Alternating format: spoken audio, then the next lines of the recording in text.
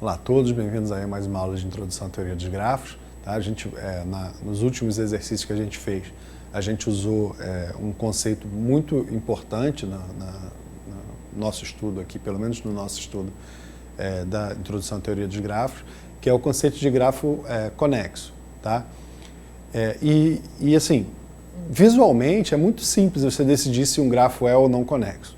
Tá? Em princípio, dados, se eu escolher dois pontos quaisquer desse grafo que eu estou me referindo, tá? Eu tenho que conseguir um caminho saindo do primeiro e chegando ao segundo, tá? Passando só por outros grafos, usando só os elos ou as arestas do grafo que eu estou me referindo. Tá? Então, aqui eu coloquei alguns exemplos de grafos, eu coloquei um monte de exemplos aí legais, tá? E a gente vai olhar para alguns deles. Tá? Então, por exemplo, nesse primeiro grafo aqui, eu noto que se eu tomar esse vértice A do grafo e tomar esse outro vértice B aqui do grafo, tá? O grafo eu circulei aqui para indicar que isso daqui tudo é um grafo só. Tá? Então, ó, se eu estiver no vértice A e quiser chegar no vértice B, tá? Usando só as arestas que compõem esse grafo, eu não consigo. E por isso, eu digo que esse grafo não é conexo.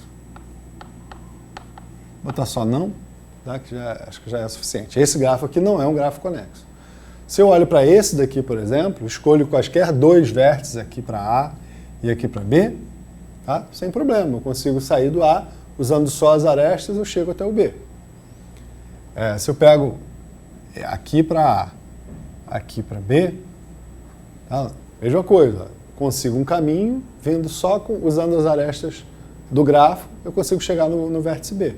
Então, esse é conexo, esse é conexo,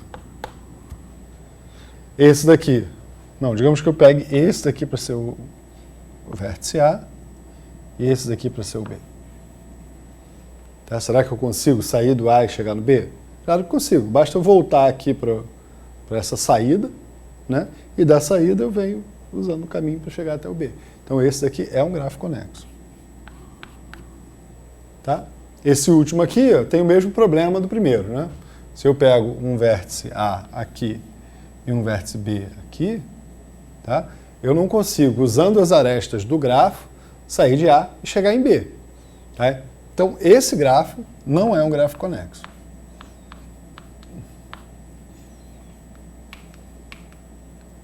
Tá? E como eu falei, assim, a gente falou da definição de conexidade do grafo, tá? Mas visualmente é uma coisa muito fácil de você detectar. Tá? Se você conseguir mostrar dois vértices, onde você, usando só as arestas do grafo, você não conseguir sair de um e chegar no outro, o grafo não é conexo. Tá? Isso é bem simples. O que a gente vai falar hoje a gente vai falar hoje sobre os que não são conexos.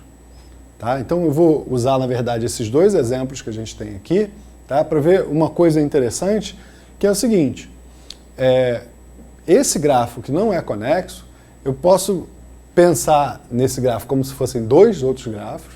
Tá? Isso aqui é um grafo, aqui é outro grafo. Tá? E cada um desses grafos aqui, sozinho, desse jeito aqui, ó, é um grafo conexo. Tá? Então, se eu apago isso daqui, esse é um grafo conexo.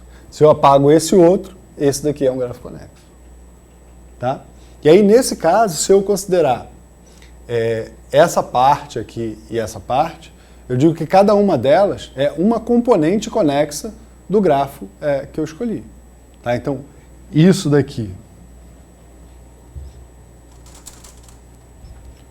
aqui eu tenho uma componente conexa do meu grafo e aqui eu tenho outra componente conexa do meu grafo. Tá? Como é que seria nesse outro aqui? Aqui eu tenho uma componente conexa do meu grafo e aqui outra componente conexa do meu grafo. Bom, como a gente estava falando, o grafo, visualmente você consegue detectar se o grafo é ou não conexo. Mas assim, o mesmo grafo ele pode ser desenhado de várias maneiras diferentes. Tá? E aí, eu aproveitei para fazer um desenho desse grafo aqui. Tá? E aí é uma boa você se perguntar, será que esse grafo é conexo? Tá? Ele parece com um desenho que apareceu numa das componentes conexas de um grafo que não era conexo, que a gente estava falando agora. Tá? Mas se você olhar bem, eu tirei essa parte aqui. Isso aqui não é um vértice do meu grafo. Tá? Se eu for, eu posso redesenhar esse grafo. Agora eu vou dar nomes aqui. Chamar de A1, mas V1, V2, V3, V4, V5, V6, V7 e V8. Tá? Como é que seria para eu redesenhar esse gráfico aqui? Eu teria que ter, por exemplo, uma aresta V1, V5, desse jeito. Outra aresta V2, V6, V3, V7, V4, V8. Tá? Esse grafo aqui é exatamente esse gráfico que estava aqui. Tá? Só que desenhado de outra maneira. E aí, assim, aqui talvez não fique tão evidente que esse gráfico não é conexo. Embora, se você estivesse aqui no V1 e quisesse tentar ir para o V3, você ia ver que você não ia conseguir, né? Porque você vem daqui para cá, você só pode usar as arestas do grafo, então você não teria mais para onde ir, a não ser voltar aqui para o V1. Agora, quando você coloca desse jeito, tá? Fica bem evidente que você de V1 não consegue vir para V6, por exemplo. Tá? E aí é interessante a gente falar sobre as componentes conexas disso daqui, tá? Desse grafo. Tá?